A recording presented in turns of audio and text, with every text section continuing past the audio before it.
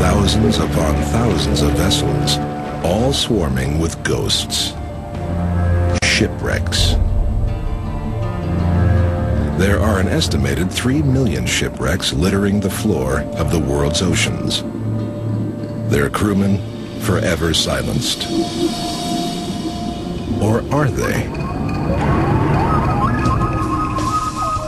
The RMS Rhone, one of the most famous shipwrecks in the Caribbean, is said to echo with the screams of the souls who went down with her.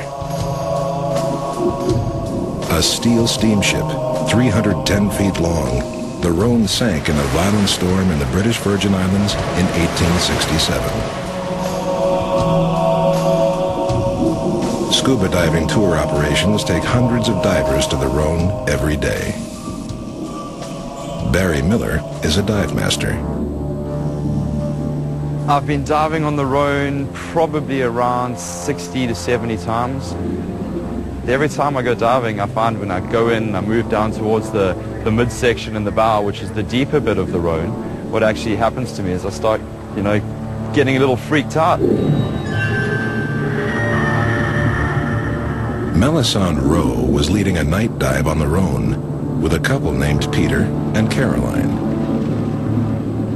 Everything was going as usual because Peter and Caroline were experienced, where they were sort of exploring on their own a bit off to the side. Peter describes having felt a tug on his right shoulder of his wetsuit or his BCD. Peter looked around, but there was nothing there.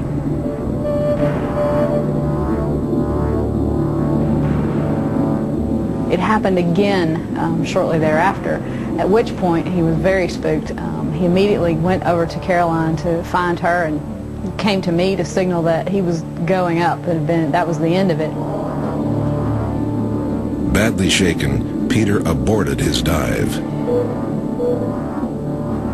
In my own experience on the Rhone, I've heard creaking, moaning, groaning sorts of sounds on dives. Enough unnatural sort of noises that I've looked over my shoulder one way or the other and wondered what in the world could that possibly be.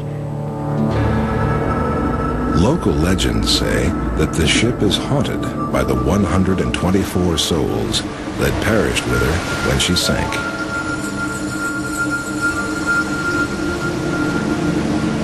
The Rhone had been the pride of Britain's Royal Mail Fleet.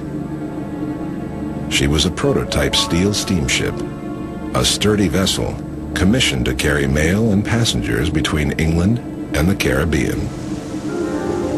On October 29th, 1867, she was following her usual route through the Virgin Islands. At 11 o'clock in the morning, the barometer suddenly dropped. Captain Woolley was concerned for the safety of his passengers. It was October, it was late in the season, and they did not expect what was about to happen, which was, in fact, one of the worst storms to hit this area in centuries. According to the story, as the winds picked up, all the other ships in the area fled. Captain Woolley was sure that his sturdy steamship would weather the storm, so the Rhone forged ahead. But when Captain Woolley saw the sky suddenly clear, he knew this wasn't just a tropical storm. It was a hurricane, and the eye was directly over the Rhone. Faced with a dire choice, he did what he thought he had to do. Captain Woolley ordered the passengers to be tied to their bunks. It was a normal precaution in those days, intended to prevent injuries during the mayhem of a storm. But here, it was a tragic mistake. The seas churned, and a giant wave crashed over the ship. When the cold water hit the scalding boilers, they exploded.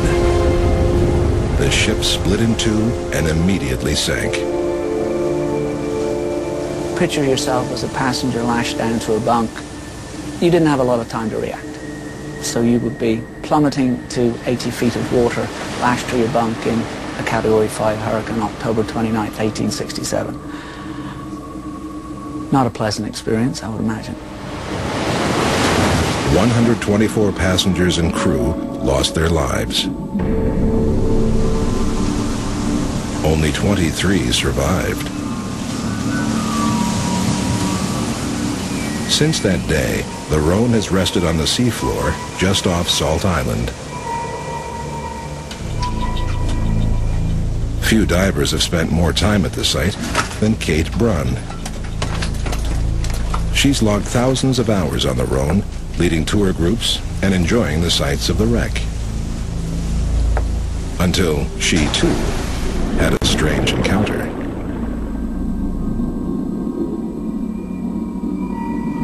Started off as a normal dive. There's three guests and myself. We go down, and as we're coming up on towards the mast area, I felt really strange. And as we were going into the hatchway, I felt all the hairs stand up on the back of my neck. I heard this groaning, very, very weird, strange sound. My guests heard it as well, and we all looked at each other, and I said, "Did you hear that?" The noise lasted several seconds, then faded away.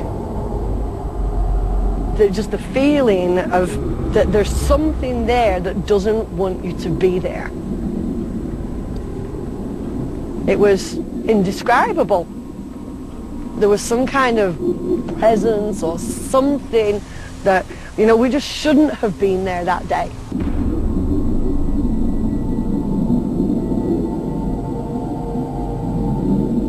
Do the visiting divers disturb the dead? Does that explain the strange presences, the tugging, the scream?